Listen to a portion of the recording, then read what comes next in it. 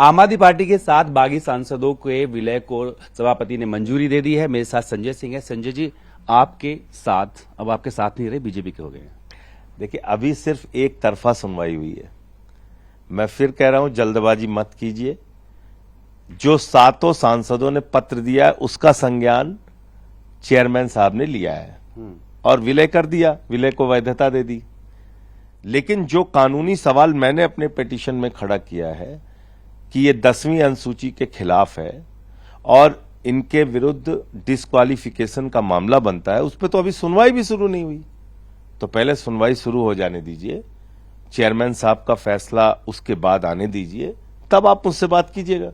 बकायदा एक लिस्ट जारी की गई जिसमें दिखाया कि आपके सिर्फ 3 रह गए, उनके 113 हो गए। एकदम ठीक है, मैंने मान ली आपकी बात, लेकिन अभी मेरी तो सुनवाई नहीं हुई ना।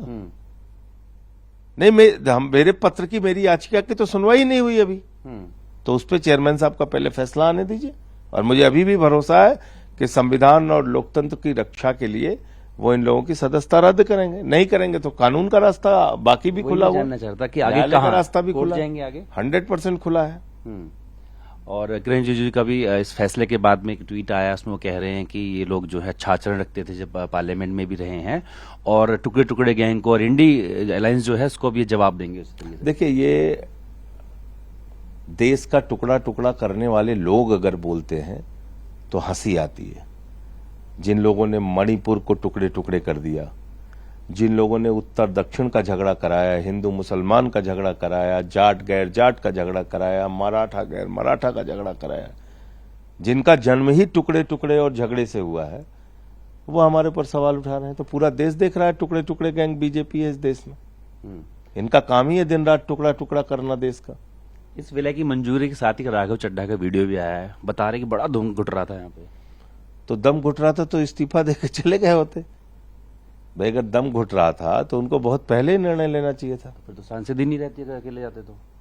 नहीं, अकेले जाते तो सांसद ही रह रहती। इसका मतलब दम नहीं घुट रहा था, वो इस योजना में लगे हुए थे कि कब हमारी संख्या 7 पूरी हो और उसके बाद हम जाके दूसरी तरफ कोई लाभ ले सके।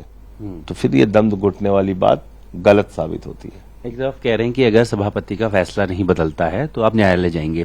दूसरी तरफ जो आबकारी मामला था उसमें अरविंद जी ने लेटर लिखा है स्वर्णकांता शर्मा को और कहा है कि आपकी कोर्ट में मैं न खुद पेश होगा न मैं कोई वकील पेश होगा। इसके पीछे दलील भी दे रहे हैं कि गांधी जी का रास्ता है। मेरे ख्याल से यही गांधीवादी रास्ता है, यही गांधीवादी तरीका है। राष्ट्रपिता महात्मा गांधी जी भी कई बार ये फैसला लेते थे कि भाई आप का जो निर्णय है वो गलत है, इसलिए मैं जेल में रहूंगा। लेकिन गांधी तो मुझे लगता है कि ये जो फैसला है वो सही इसलिए भी है कि 6 बार इन्हीं जज महोदया ने हमारे खिलाफ फैसला दिया हाई कोर्ट से, जिसको सुप्रीम कोर्ट ने बदला।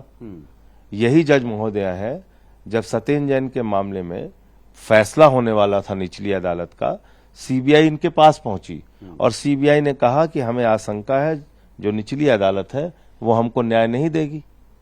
तो इन्हीं जज महोदया ने उस जज का बहिष्कार मामला निपटा दिया। अच्छा, मामला निपटा दिया, फैसला दे दिया कि हाँ ये ठीक कह रही है सीबीआई।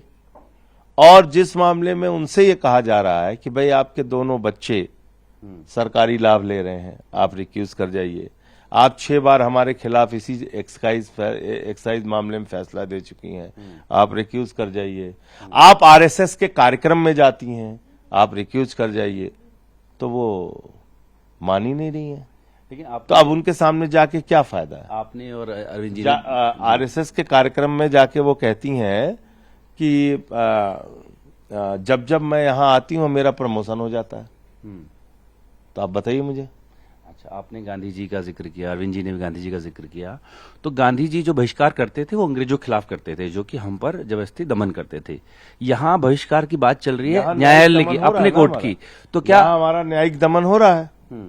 यहाँ न्यायिक दमन हो रहा है हमारा, तो इसलिए बहिष्कार है। ये बहिष्कार किया है केजरीवाल जी। शायद आजादी भारत में पहली बार ऐसा हो रहा है कि किसी जज का कोई पॉलिटिकल पार्टी बहिष्कार कर रही है। हाँ, बिल्कुल ऐसा हो रहा है, पहली बार हो रहा है, क्योंकि ये पॉलिटिकल मुकदमा है।